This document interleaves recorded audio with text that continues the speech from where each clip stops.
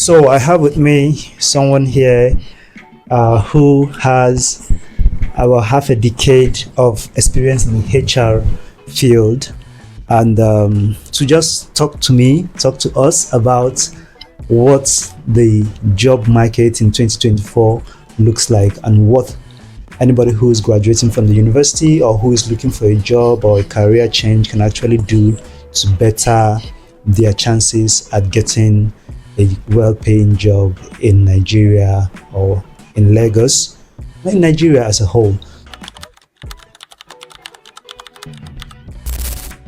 Hello viewers, you're welcome to the Green Brain Show. Thank you for joining us today. We are talking about jobs today. We're talking about the job market in Nigeria, in Africa, around the world. So kindly introduce yourself to us. You can see our very beautiful guest today. So please tell us your name and tell us a bit about you in 1 minute.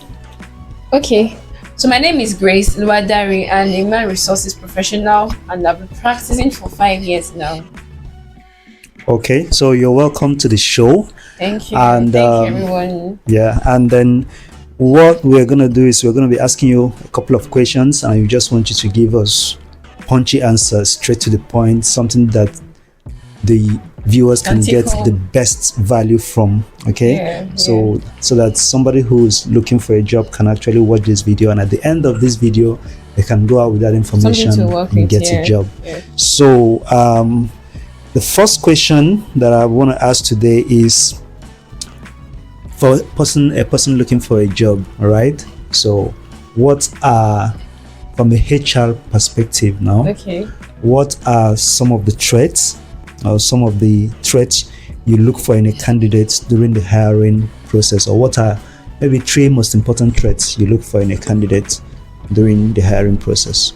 Okay, all right, thank you so much for that question. Okay, for someone, so I would like to take it at different categories of job applicants. So we have the recent graduates, we have the mid-level employees, and we have the senior level employees. Yes.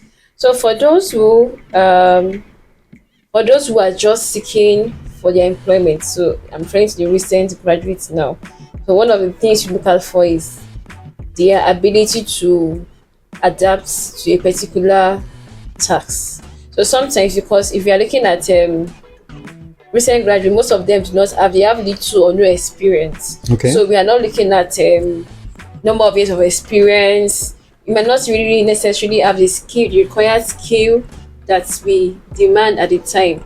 But we look at your basic knowledge. You check for your drive for work. Yes. So, and which we have a process, like where we work, we already have a laid down process through our testing system, whereby we check through some questions. We're going to check to an extent what a recent graduate can do. So we check for adaptability, we check for readiness to work, we also check for how you're able to learn fast, because we operate in a fast space, because we do not have all the time to train people. So we check for those adaptability, your willingness to work. Sometimes so many graduates are really wanting to work, but what's their enthusiasm to work, what's their eagerness to work, all those are the major things I check for personally. Okay, so from what you've said so far, I was able to pick, looking at mainly, is this person teachable? Teachable, yes, that's what I was looking for. Thank you. Yeah, so the person should be teachable, because obviously the person is just graduating. Nobody is expecting so much from them, right? And somebody said some time ago that the most important reason why employers actually look for graduates is because they believe that you have passed through a school, you have passed through a system, and you were able to, pass exams, go to classes, follow a system. Now, the employers, the main thing they are looking for is that you've passed through a consistent system, so how right? can you apply how can you apply that consistency? The consistency and discipline of sitting down in a lecture hall. That's sitting down now to do a task that has been assigned to you, and learning, you were able to learn, you came into the, Yes. you went to the university, you started learning from scratch. So Yeah. on the job now, you're able to learn also on the job.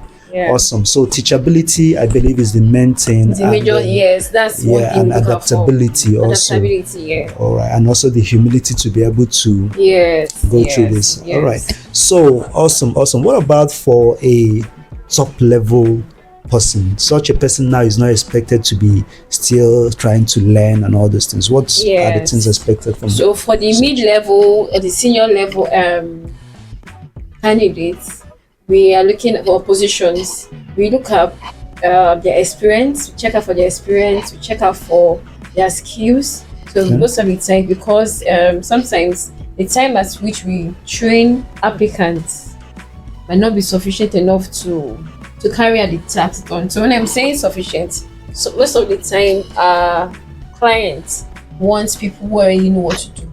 Okay. That's for the And mid level yes, for the and high mid-level, level and yes, the yes. C level. Yes, Okay. level, yes. So they already want applicants who already know what to do, in which we don't have to teach them what to do on the job. We want people who are coming to, who are wanting to offer things also. It's an exchange of service. Yeah. Who also have something on the table to offer.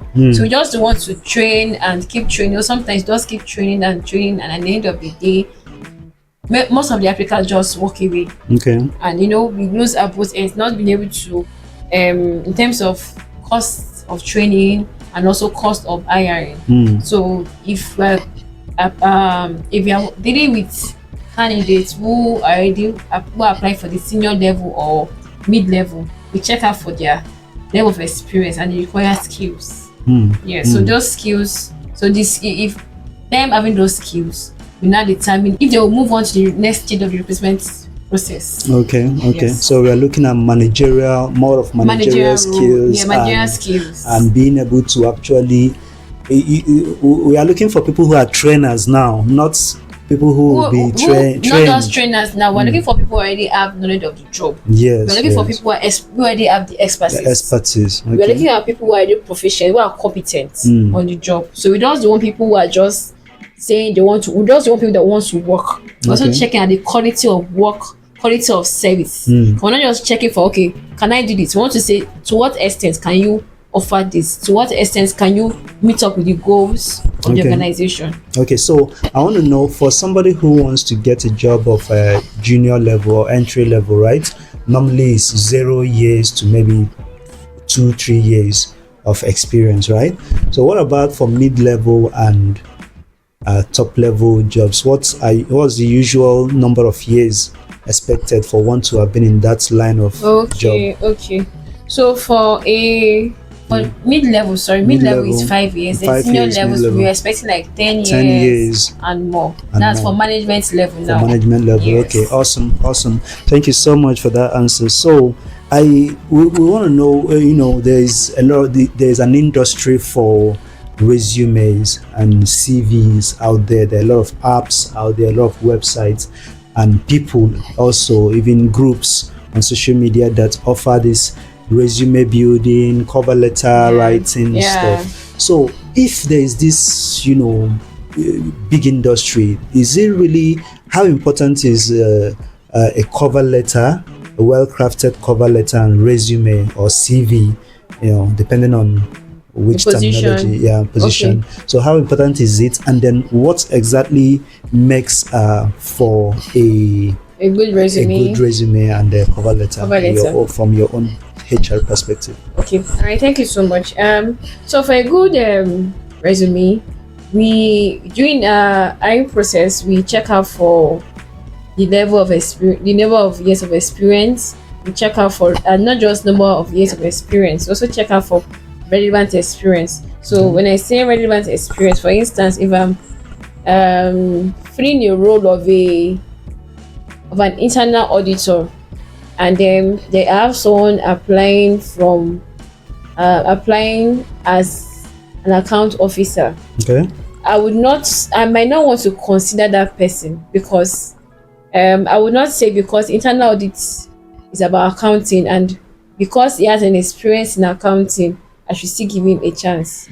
I might not want to consider if it's a mid-level or a managerial role, in the sense that we want people who already have adequate experience. I also want people already competent on the field, Okay. such that we don't have to sometimes when they feel like for the account officer who is applying as an internal auditor, you might feel like, okay, internal auditor is all about accounting. I already have a basic background in accounting, I think I can do the job. No, I'd rather go for someone who has intern in that position, let's say audit intern, because it's better for me to consider such person. Yeah, Like because if, of the yes, relevance of their own experience. exactly. So if I see that this person has done something in respect to auditing before in his past in his previous roles, I can also, okay, this person can be considered. Okay. But I will not want to, like I said, I won't want to consider someone that just have a basic accounting officer role, Okay. officer experience rather. Okay. So I want someone who has the required who has relevant experience. Okay. Then I'm also checking out for the skills. The skills in question should also match. It must be tailored. Your CV, the skills in your CV must be tailored towards the required skills as the position demands. So if a role demands that let me see, use customer service, that's very basic. So for customer service now, the basic skills of a customer service officer is active listening, party, time management, customer oriented, all of this. So those are the things I should also see when the candidate applies for that same position. But if I just begin to see another skill that is not matching, I'm just plumbing, for example. Like the not person even, had not experience even in plumbing. Maybe if I just see calling. Sometimes some persons just put some skills that and like, what's this? And so your skill should actually be what you're applying for. Should your skills in the resume should also align with what the role in question demands for. So there should be a sync between the role you're applying for and what is in your resume. Awesome. Yes. Then also I also check for, sometimes may not have all the required qualifications, but at least if for let's say for junior roles, I just check what was the required. For instance, if someone is applying for, let me still use customer service, for customer service, and you have just a year as a front desk, I will still consider you. Why? Because what is required of you as a front desk, you can also transfer those skills as a customer service. I will consider it because there are some transferable skills. So if at all you've not worked as a customer service before, right, I can still see that, okay, this person has been able to attend to customers, this person has been able to, this person is patient enough to deal with maybe customers or people that are working, to make inquiries and the likes. So these skills can be transferred to as when it comes to working as a customer service officer, because what is required of you as a customer service officer is also to being able to listen effectively to customer service, to your customers, being able to give or provide the required information, give us information, also receive information from the customer. So there are some transferable skills that one could also employ in your CV. So we also look at, then there's something that I like to say, when it comes to your resume, there is no need putting your date of birth, all those the local government, except it's required.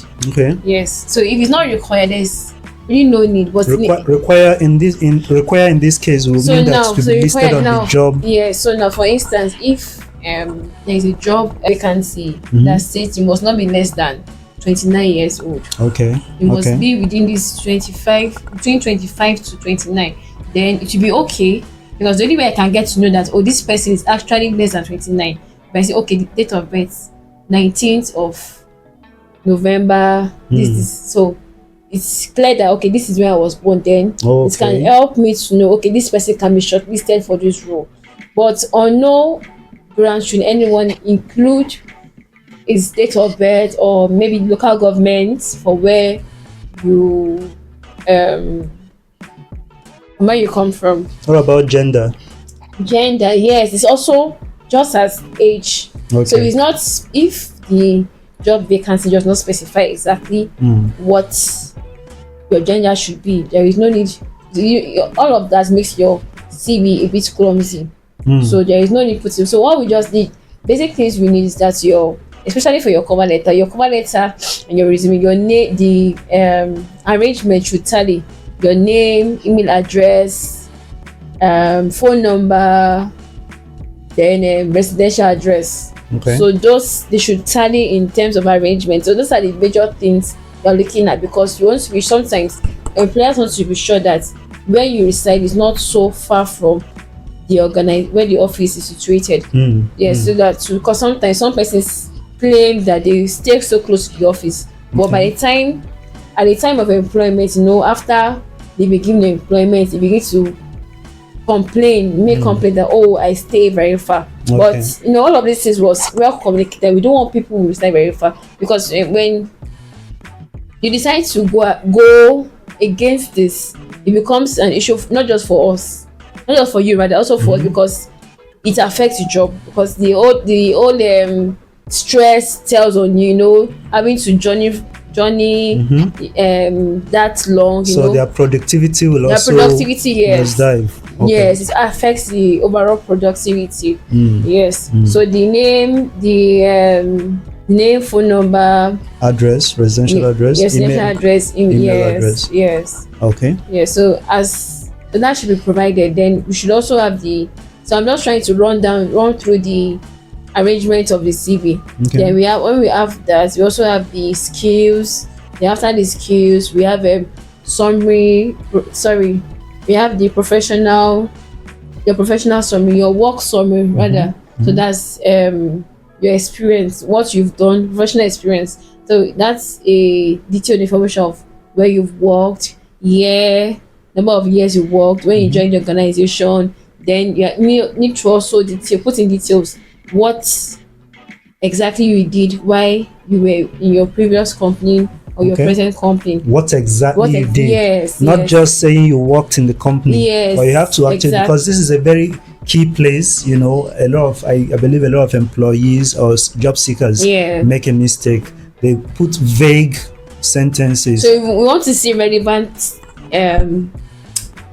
job descriptions. Okay. So your job description should also match with what we are also seeking out for. So if, for instance, for customer service, that's what it just keeps coming. Sorry. So for customer service, you want to see, okay, was able to manage customers effectively. You just want to see manage customers. How many customers? Okay. Yes. Not just you manage customers. Not just manage customers. But the data. Yes, Numbers. the numbers are really important. Yes. We want to see how many customers you're able to manage. We want to see the time frame. We want to see the timeline you're able to respond to the customer's requests. So all of those things also matter. So we just want to see responding to customer request. Okay, you responded to your customer's request. How long did it take you? What was the result? What was the feedback? How do you measure the satisfaction rate? Satisfaction rate of your customer. So all of those really matter. So we just want to see handled. I sometimes just see handled customers' requests.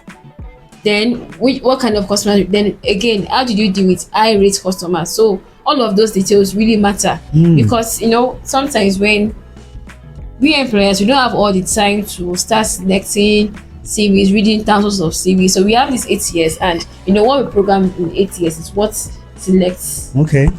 We use in selecting our applicants.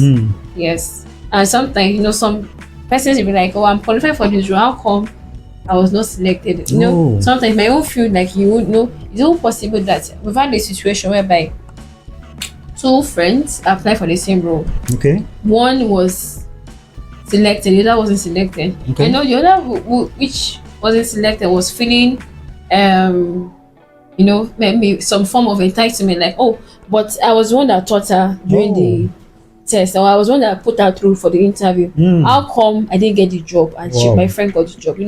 But if you have failed, if you don't do your own assignments well, definitely it will always tell on you. You would face the consequence as well. Hmm. Hmm. Explosive. Awesome. Awesome. Awesome. Thank you. So you I hope you're getting value from this. And if you're doing that, remember to subscribe to the channel to support this kind of content, and let us know in the comment section below what you think, and what your experience has been if you're searching a job, or if you're into HR in this particular area, of discussion about what kind of, from what Grace has said now, what kind of mistakes you might have made in your resume or your CV that might have cost you that beautiful job that you were seeking. As you can hear, it's not just about giving vague statements. The employers, the ATS, that's the automated system that is used to try to sift these resumes and cover letters, are made so that they are trying to get to data, streamline, get to concrete data. And I believe this doesn't just apply to CV, it also applies to their LinkedIn profiles too, right? Sometimes, yes, and that's why sometimes during when we put out our vacancies, we always, in the form, the link we attach with vacancies, we always tell them to provide their LinkedIn, so we can actually know who exactly they have. Sometimes what some people put in their CV, the information they provide in their CV is not as same as what they have on their LinkedIn, and that's why we always advise people to also update your LinkedIn, because we want to know you. We want to know you beyond what we see on paper. We actually want to relate with your person, and the social media sometimes gives a reflection of who you are. Okay, so it's important for you to also provide a link to your LinkedIn, and for you to make sure that what you have on your paper is regularized, or it matches with what you have on your LinkedIn. Awesome. I actually read a report some time ago that people who usually have a good LinkedIn profile and provide the link for it, you have more chances of getting a job than people who don't provide their LinkedIn profile. So that's how important it can be. All right, thank you so much, Grace. Thank you for doing justice. I have another question with me here. And so we are in Lagos, Nigeria, right? And it's possibly the biggest, the most populated state. I hope my figures are right, but last I checked, it's one of the top 3 at most. Let me be on a safer side. It was one of the top 3 most populated states in Africa, not just in Nigeria, in Africa. So in terms of employment, right? In terms of humans, right? So with this kind of employment, and Lagos is actually, by landmass, is the smallest state in Nigeria. So with this kind of population and people keep flowing in, right? So are there really jobs in Lagos from your experience so far being in Lagos? You've worked in Lagos for all through so far in your career in HR, am I correct? Yeah. So are there jobs in Lagos? Should graduates still be coming into Lagos, or should they be actually living? What's been your experience so far? Okay, all right. So I'll speak from my experience. I won't be able to speak from a concrete data. Yes. So let me speak from my own experience. So so we are talking about unemployment in Lagos, right?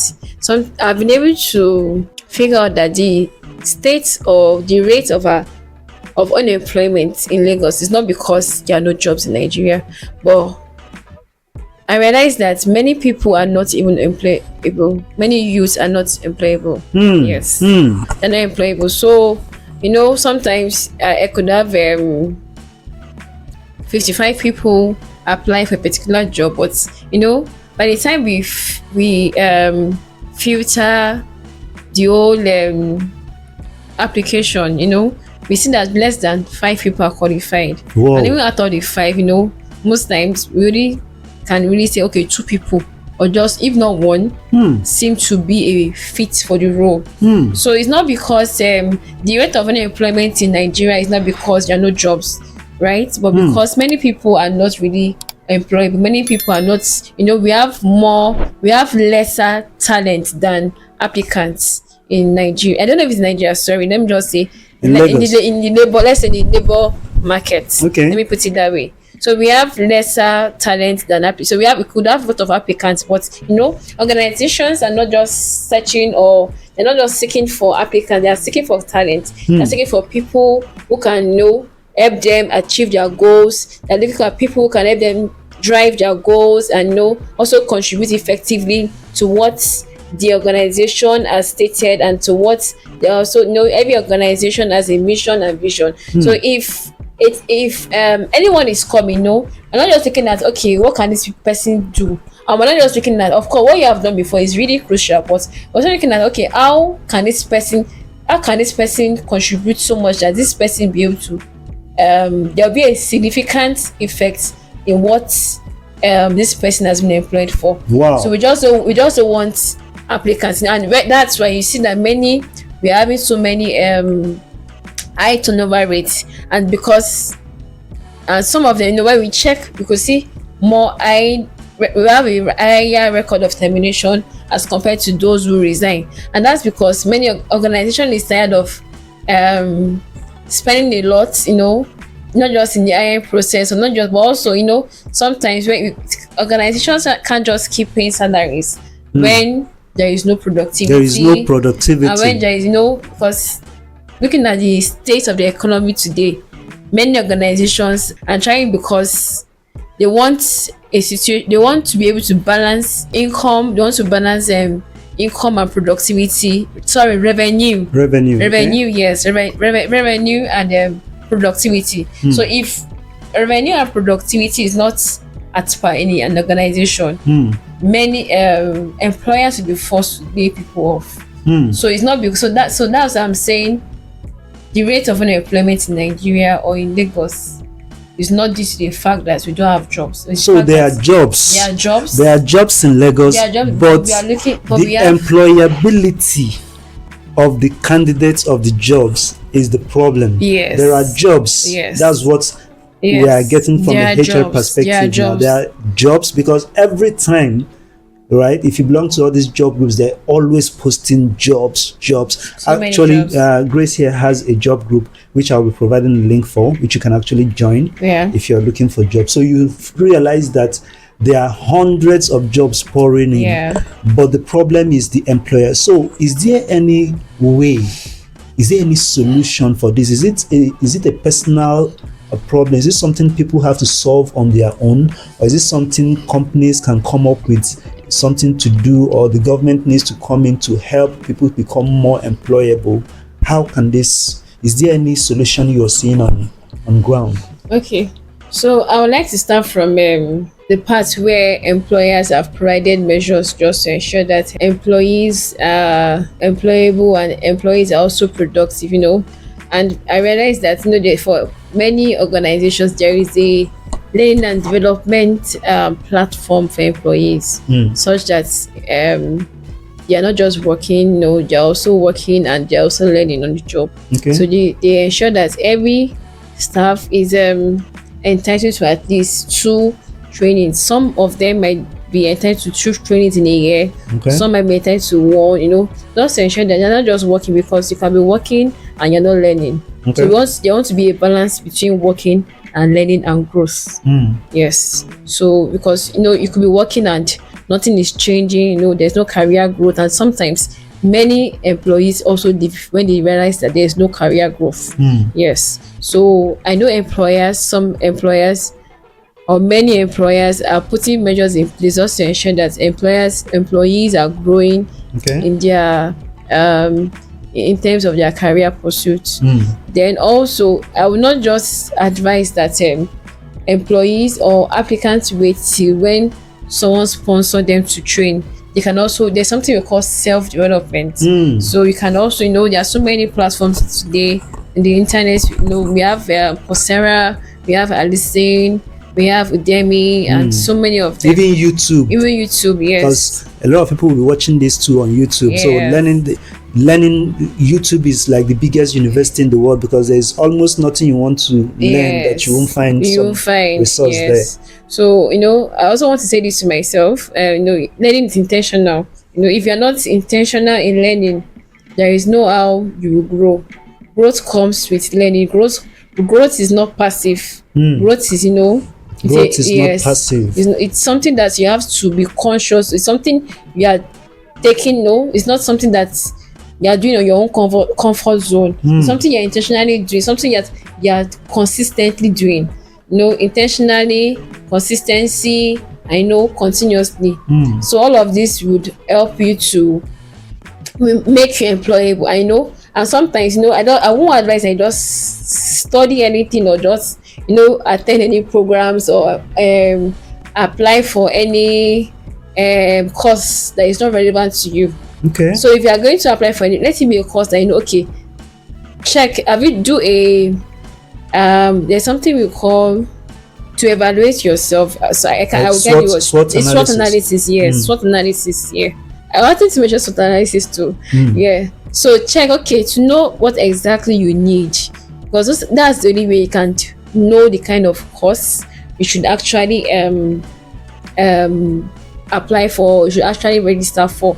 So without knowing, okay, where is my strength, what does my strength lie in, what exactly do I want, where does my passion lie in, where are my opportunities, what are the threats. So all of these things will help you to know, okay, this is your state. And it's only when you are able to identify your problem, you can be able to know the right solution for it. And also, if you are struggling to know, okay, where should I be, what should I be doing, there are so many coaches in Nigeria. There are so many career counselors that you could also speak with, such that you'll be able to know what to do. We have so many graduates and they are quite clueless of what they should be doing in terms of their career growth, and they're quite sometimes it's not like you don't even know what to do, but because sometimes not every one of us are the self-motivated people. There's something we call it in learning. We have the self-motivated, we have the self-directed. So if you're not self-motivated and you're not self-directed,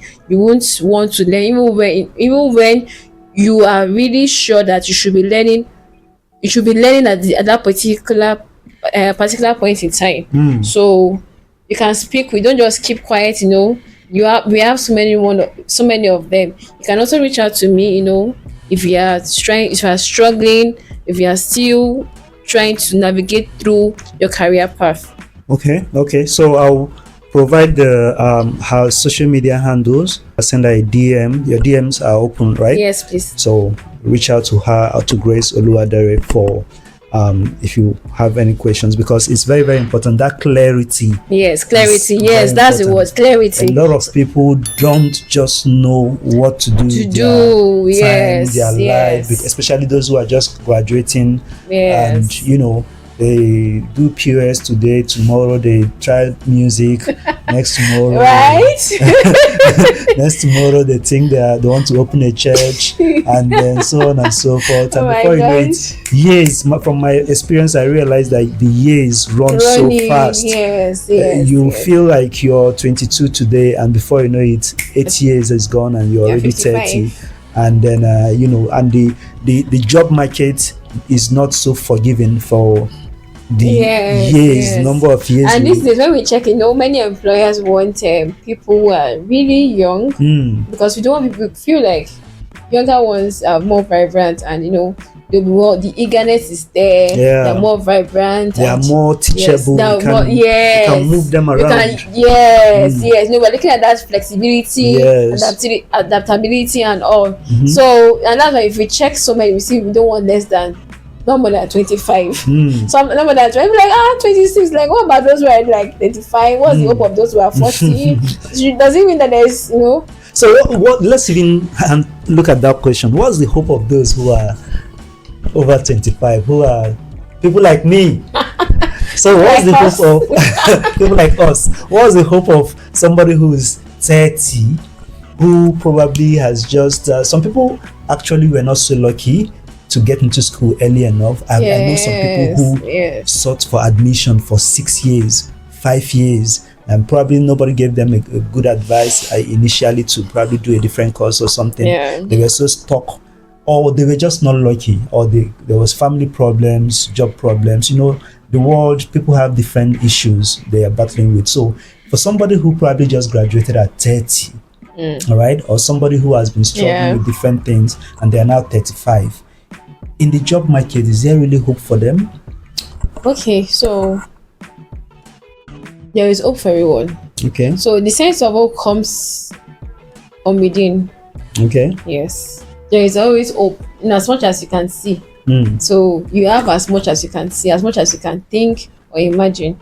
So we have so many job vacancies. That's the fact that most of the vacancies we see today, especially for the graduate trainees, would be from 25, 26, like we mentioned earlier. Yeah. However, it's not to say that there will not be opportunity for you. There are still some organizations that don't really that are not really restricted by age. Okay. Yes. Okay. So for this situation, this situation, I would advise that if you are still willing to, for instance, let's say you've just graduated as a finance person and you are 30 and you still want to work in a bank, you're still looking at the banking sector. Yes. So it's not to say okay, the fact that the vacancies today is just for those less than 30. So what can I do? Just sit back? No. What you should actually do, keep applying. Okay. So if you don't necessarily have to work in a bank to be there are fintech companies you can also function. Okay. So whilst we are working there, gather experience, build yourself up first, seek, get some experience. The experience you have in that fintech, you might need it whenever there's an opportunity in the banking sector that you're looking at. Because, for instance, now just imagine there is a bank. Okay, now in the bank now, someone who used to work as a credit is it risk controller? Yes, risk controller for like 15 years, and because he had an opportunity in that bank, right? Yeah. And he wanted to leave because there's an higher opportunity in terms of maybe in terms of benefits or in terms of flexibility of the job, and decides to leave for another. That role is still vacant. Now, if as that role is vacant, definitely the bank would definitely put it either might either be an internal vacancy or external vacancy. So it's just possible that your friend is the one who works in that bank and is aware that this space needs to be filled. Now, and because she knows that this person has worked as a risk controller, not necessarily in a bank, sorry, but because at least a risk controller, he has experience as a risk controller in a particular sector. Okay. So it will not stop. It's not the HR interview would definitely check for relevant experience in that role. Okay. So sometimes sector might not really matter. So what we're looking at is, can the skill be transferred? Transferability of skills. What you have learned there in that sector, can you transfer it? So if you can transfer it, why not? You will get the job. But if you keep saying, because I'm old, I don't think, what should I do now? Let me just start making hair, let me just start doing makeup because I don't think I'll be able to work in a bank again. So there are other opportunities. Get the experience first. Let your mindset be like, okay, let me get experience. And when you're getting experience, don't just gain experience in a place anywhere. So it has to be, what you're saying is intentionality. You have to be intentional. Yes, you have to be very intentional even when you're getting a skill. Yes. So you have to plan ahead. Like in the next 5-10 years, do I still want to be here? Yeah. Do I still want to function in this field? Do I still want to, all of these things matter. So that's why it's good, and that's why I would advise that from your final year, like I tell my siblings, from your final year, when I was doing in school, there's a company and I think work something ability, I can't remember. They usually come to train us, just to identify our skills early, to know who we are. I wish I had paid more attention then, it should have made me, I would have been a better person as compared to this time, because you would have been more prepared. Leaving school. So you need to be prepared before you won't sign out your final year. Okay. You need to be prepared. Now that's why go on LinkedIn. LinkedIn is for everybody. Go to LinkedIn, open it. When it was to say final year students, open to work. Their own internship roles. These days, internship roles are not just for recent graduates. Even find if your break, you can use your break, to do intern. You to intern now copy Yes. you are Yes. open to Even if it's a month internship. yes, a month, 3 months, you are 3 months projecting to internship. work with. Yes. So by the time, so as a HR person hiring now, for somebody who probably was a student or was still a student and used some months of their distance to intern, that period of internship is recorded as Yes. experience time, right? Yes, we check it. Work experience. Work for them. experience. So it could, yes, you can add it to your work experience as internship, because sometime later in the future, who knows? It might be just that month that will just help you get that job in the future. It might be just the edge, that edge you need. Exactly. That edge might not be the edge. Sometimes just say, for those, especially for those, let's say accountants, I can is an advantage. Just the advantage. Might not be that that's just those 3 months of internship, and just be the advantage you might have over other applicants. Awesome. This is even much more interesting than I anticipated it to be. Thank you so much. You're doing a lot of justice to this session. So let's take a breather.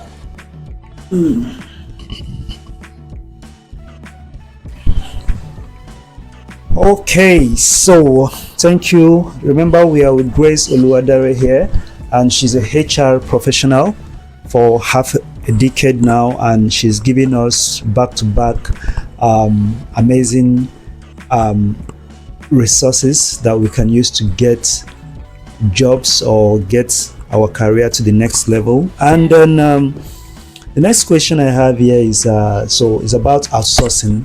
Okay. Right, so outsourcing is something that is big in Nigeria. Yeah. We have very big companies. I don't want to start mentioning their names. Of course, if they are seeing this and they want us to mention them in our next episode, they should reach out to us. Okay. So, but they are big outsourcing companies, and I believe it's a very big business in the job industry, in the job market. So, but some people have reservations about outsourcing companies. Okay. I've heard people say, "Oh, outsourcing companies rip off young people. They bank on the desperation of young graduates, young people, and applicants, and then try to pay them peanuts as compared to the huge amounts that the company might be paying they get cuts, and some have been accused of not just taking a cut from the first salary. They keep milking the candidates all through their stay in a particular company. So what has been your experience with outsourcing companies? Is it true that they actually milk candidates, or are these just unfounded rumors? All right, thank you so much for that question. It's a very sensitive question. Okay, so I would respond to this on the best of my knowledge. Okay. So I don't want to speak for all outsourcing companies, and that's because every company has their own policy, right? Mm-hmm. And every company has their goal, and every company have what they intend to achieve. Okay. So I wouldn't want to be speaking generally. I can't provide a general. My answer might not be general, so I will speak from companies, outsourcing companies I've worked with. Yes. So the essence of, so I would like to, some persons are not really familiar with what an outsourcing company is. So the essence of an outsourcing company is to relieve the employers of managing the employees. Okay. Yes. So they serve as the third party between the employees and the employer, basically. Mm-hmm. Yes.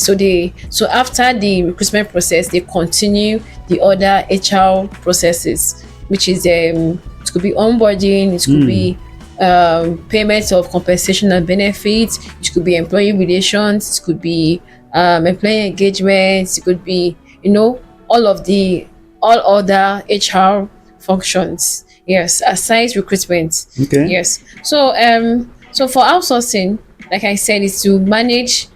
It serves as the third party between the employee and the employer. Now, the goal of every outsourcing should be to reduce stress at the employer's end and to effectively manage the employees. Awesome. Yes, at a reduced costs.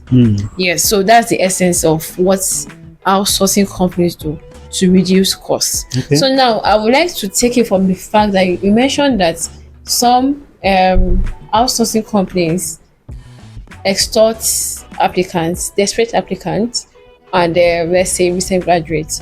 So you mentioned there is a part of can you please do you mind repeating yourself? Yeah, I don't want you're to already, say what you have not said. yeah, you're already in line. It's exactly what I'm saying, Okay. and you've actually given us a very good start, a perspective to that. That this is what outsourcing Yes, companies are. yes. So people don't just say that, oh, they are just companies that come to rip off, But you've given us quite a very good rundown of what their original Yes, yes. roles, Their functions, roles, yes, functions and yes. responsibilities are. Yes. So the remaining part of the question now, I guess, is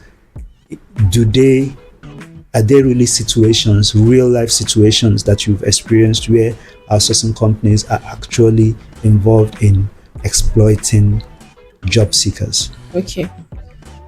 Thank you for that.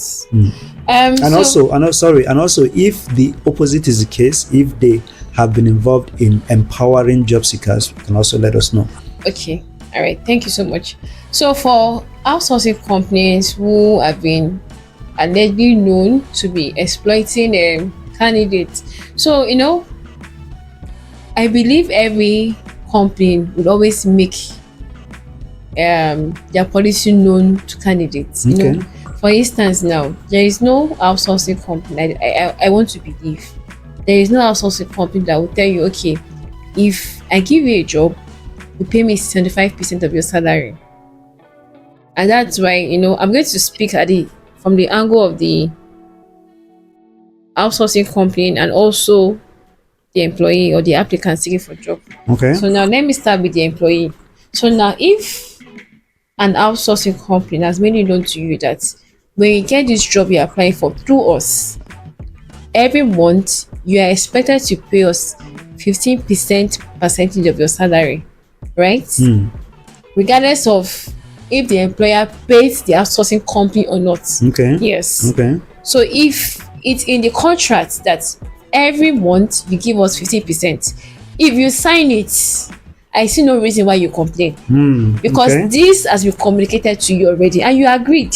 Okay. And you signed. Okay. So it means there's a mutual contract. It's a mutual agreement between you both. So you going now to start complaining to people, oh, those people, they will deduct 15% of my salary. That's being hypocrite, being an hypocrite. Because you already know. You already knew. You were pre-informed yes, before you signed. Okay. But because you felt, they say half bread is better than none.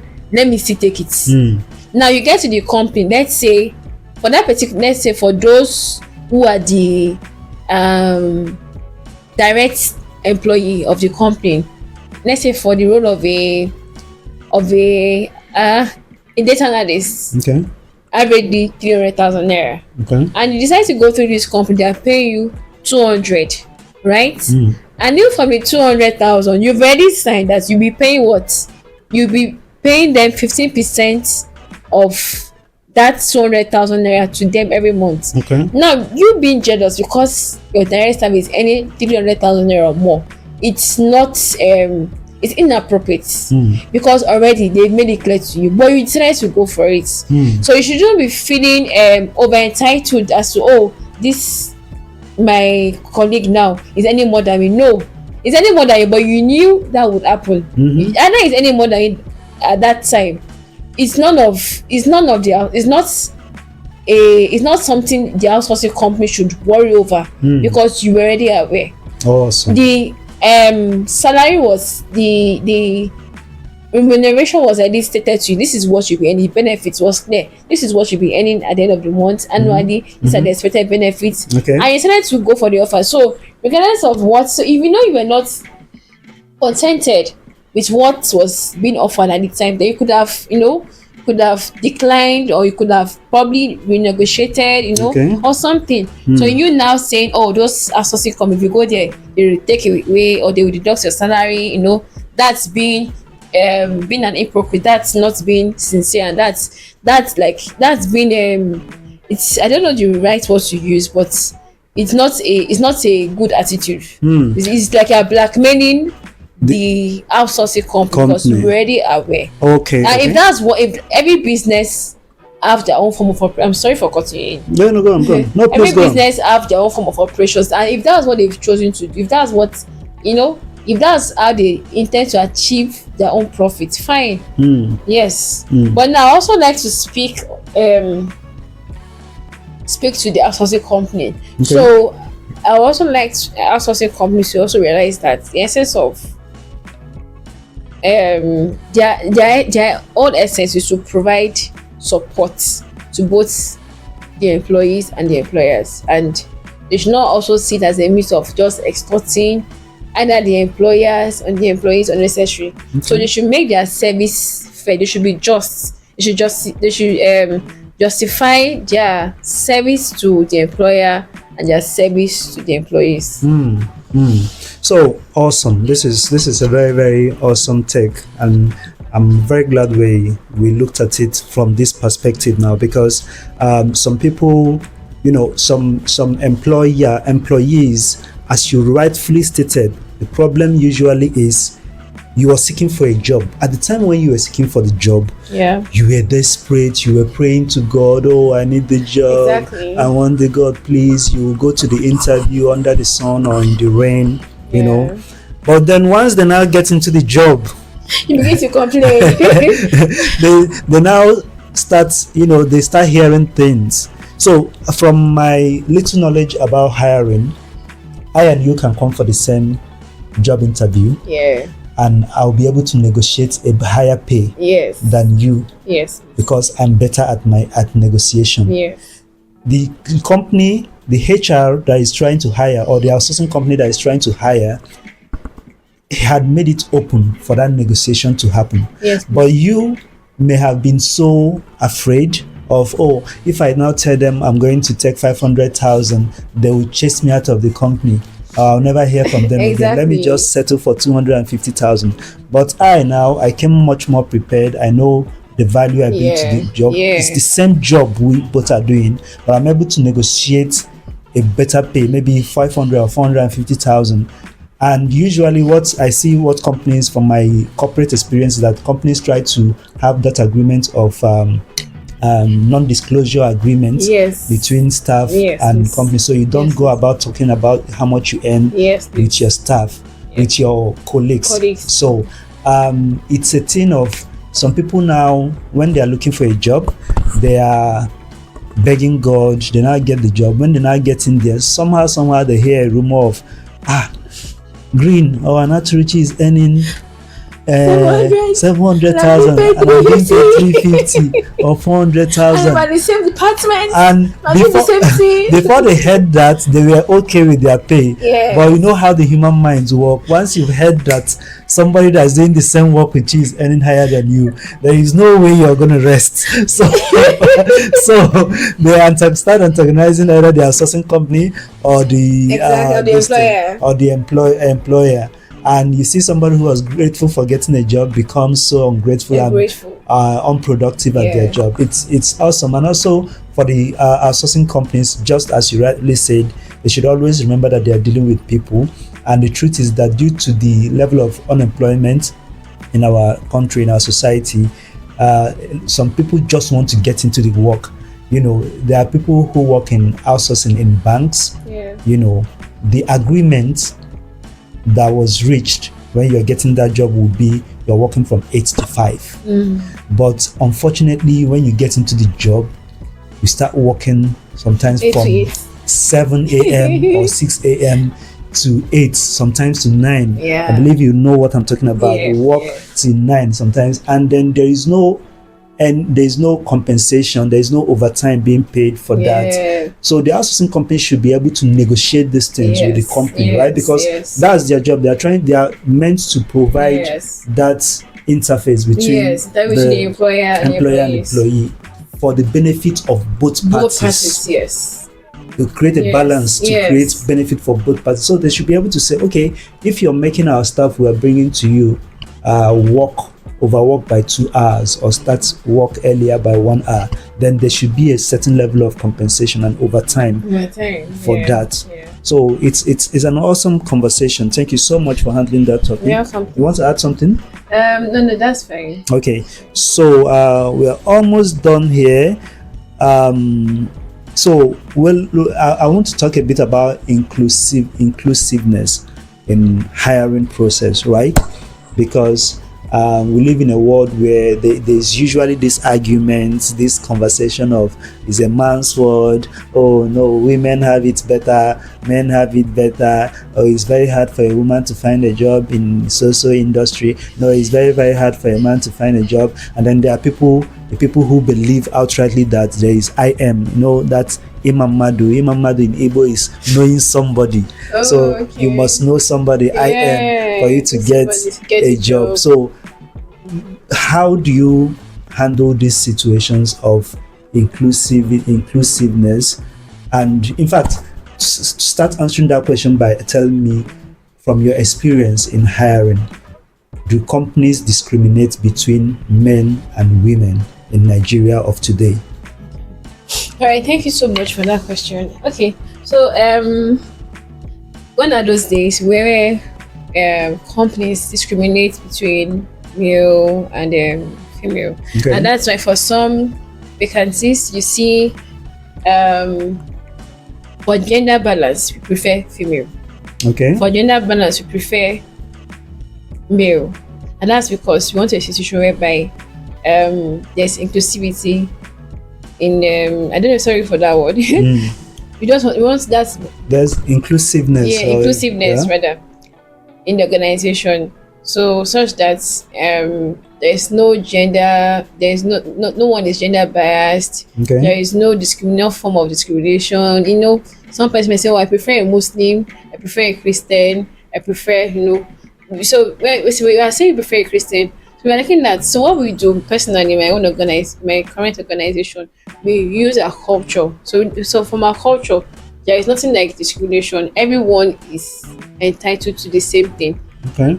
regardless of the religion, regardless of the gender, regardless of other factors that people consider. So we want a situation whereby the environment is balanced, whereby opportunity, if a role requires that a male should be involved in it, then it means a female also can do it. Okay. If a role involves that a Christian should, it means that a Muslim also can do it. Because Or a pagan. even a pagan, yes, even a pagan. So more importantly, what we consider is your personal values. Okay. So instead of checking out for religion, you check out for your culture, for your values. What are the values? What are the things you stand for? What are your personal policies? What are your personal? Is there an alignment with your personal values and that of the company value? The company so those culture. are the things the company culture. So those are the things we actually check for. Okay, so we are agreeing now that there is no Well, men I women know. So preferences. we have this in the labor law, and we know that it's still being regulated in organizations. Okay. May not have it all around. You have diversity and inclusion. That's the word. Inclusion, yes. Inclusion. Diversity and inclusion. So not every organization might be practicing it at the moment, but we know that with the support of human resource professionals, they'll be able to integrate that in the organization. Yes, but I still need to be very sure about this, right? Okay. That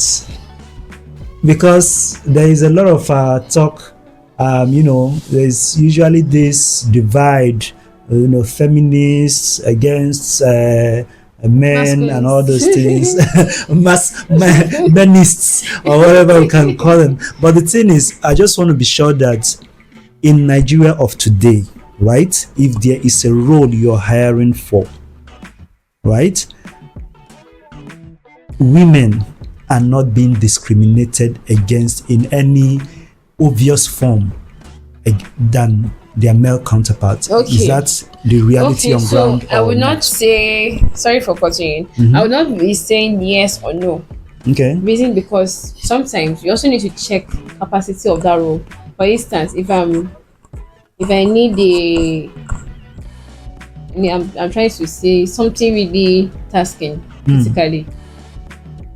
Um we have female computer engineers, right? We have Yeah. female computer, so Yeah. that one can Let's take say us. let's say there are jobs like Electricians. electricians. There are females They in are female electricians. But I but rather, there are very few. many companies, in fact, personally, I would rather consider a male Mm. because of the technicality of the role and the And how sensitivity. tedious it Yeah, can and be. tedious Like it can be. if it's something that involve maybe climbing Climbing, poles exactly. and So I don't coming want to be down. stressing Mm.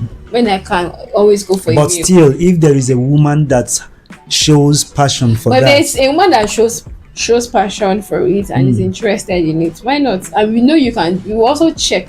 Can you fit into the job? We check for, also have to check your health. Does your health also permit it? You okay. don't situation but you say, okay, because of this thing, I cannot, Mm. we are very sensitive, and Yes, you don't want to yes, say, yes. okay, because of this activity or this task you have done, it's having an impact on your health. So we don't want such situation.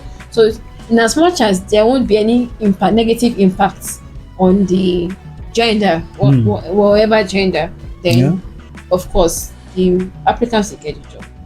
Awesome, Yes. awesome, awesome. Thank you so much for that. Okay, we are about to leave, and I'll just hit you with one more question, or probably let me ask this one. This one has been in my mind for a while now. So, there is this popular belief that Nigerians don't really earn a lot of money at work. People say, I want to leave Nigeria because, sorry. Oh, yeah, legit. So people say, oh, I want to leave Nigeria because if you go out of Nigeria, something that would have taken you 20 years to achieve in Nigeria can take you 2 years to achieve in the US and all that.